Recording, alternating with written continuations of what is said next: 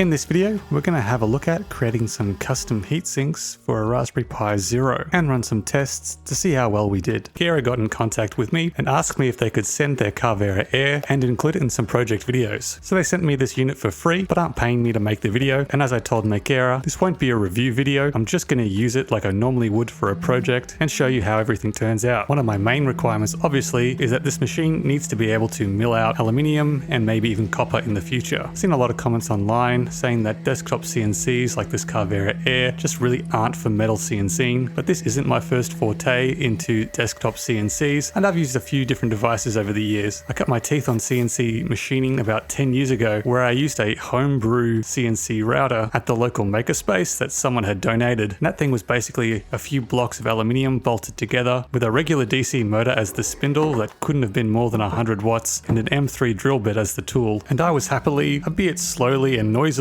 milling out aluminium all day long. And the Carvera Air is obviously a massive upgrade from that, so I don't really have any concerns. The fully enclosed chamber does cut down noise quite a lot compared to some other CNC routers I've used before, so that was a big plus, and the quick tool change system was really nice to use. I finished this example project pretty quickly, but this was just milling out some plastic, and I wanted to get straight to my heatsink tests, where I could try it on aluminium. For this video, I wanted to start out with something small, so I decided to create a little heatsink for a Raspberry Pi Zero. I think this is probably a little overkill, but I have seen a number of heatsinks for a Raspberry Pi Zero online, so I thought I'd give it a go and make my own. And this design would incorporate something I haven't tried yet, which is double-sided milling. I use Fusion 360 for all my 3D design, and luckily Makera has a machine profile for the Carvera, which made the whole process a lot easier. I defined the stock as the fixed volume, which was labeled as 100 by 100 by 5 millimeters, and hopefully defined the coordinate system correctly so that when I flip over the part, everything will be lined up correctly. I secured the part down onto the workbed and ran the first step, which was drilling out the mounting holes. We got past this step no issue, so I changed the bit to run the next step, which was milling out the pocket for the heatsink fins. This easily took the longest amount of time, as I was working with such a small end mill. I realized halfway through that I forgot to take off the protective plastic coating, which is what you can see there. But when we were done, we were left with a pile of fine chips, so I quickly cleaned it off and removed that plastic cover to see how we went, and I was really happy with the results. So we can move on to the other side. I carefully flipped it in the correct direction and secured it down again. The first step on the other side is to mill out this large pocket, which will remove most of the material from the other side.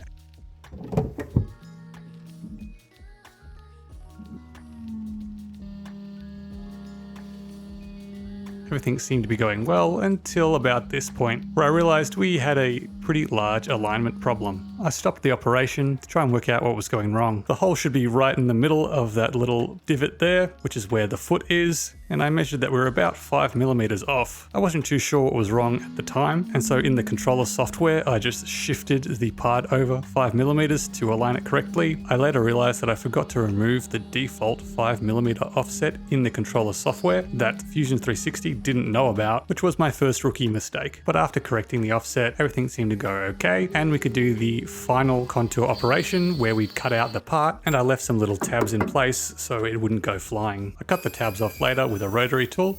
You can see the holes were still a tiny little bit off, and I'm putting that down to the fact that I took the labeled dimensions on this bit of stock at face value instead of actually measuring it myself, which was my second rookie mistake. But that's just a learning experience, and to be honest, I was pretty happy with the end result. I sanded it down a bit and gave it some M2.5 threads so I could use these standoffs to mount it to the Raspberry Pi Zero. I did another quick little test just out of some perspex, just as a sanity check to make sure that it was those default offsets that were the issue, and everything looked okay. Again, the holes were a bit off, but I'm again putting that down to the fact that I took the dimensions from the label at face value and didn't measure them myself, so I was happy that I'd worked out the issue. There was still room on the stock for another heatsink, and I wanted to give it another go without any mistakes this time. But I didn't want to do the exact same thing again, so I went a step further and designed a slightly different version where I could mount a fan to blow air along the heatsink. I haven't seen anything like this online, so it'd be interesting to see how it goes.